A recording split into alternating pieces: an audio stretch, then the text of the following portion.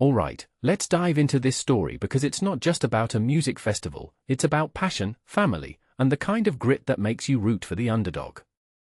So, imagine this, it's 2001, and Paul Gregory is sitting in a pub, frustrated that he can't see all his favorite heavy metal bands in one place. Sound familiar? We've all been there, complaining about something we wish existed. But here's the twist, Paul didn't just complain. He decided to create it. And that's how Bloodstock was born. What makes this really interesting is that Paul and his friend Vince had zero experience in the music industry. No venue, no bands, no clue, just pure, unfiltered passion for metal. Personally, I think that's the kind of recklessness that changes the game. It's like, if you're crazy enough to believe in something, why not go all in?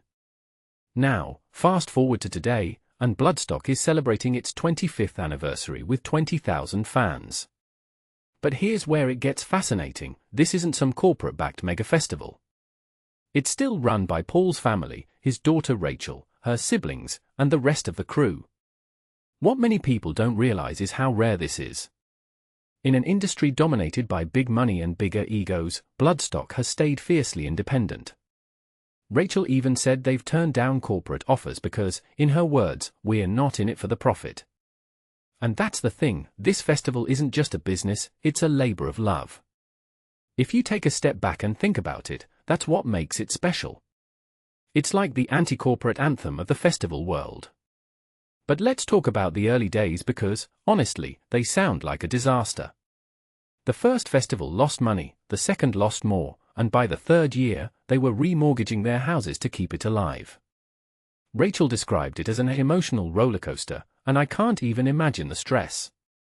What this really suggests is that success isn't just about talent or luck, it's about sheer stubbornness. They didn't have a plan B, they just kept going. And that's where the family dynamic comes in. Rachel said, when the chips are down, that's when we pull together.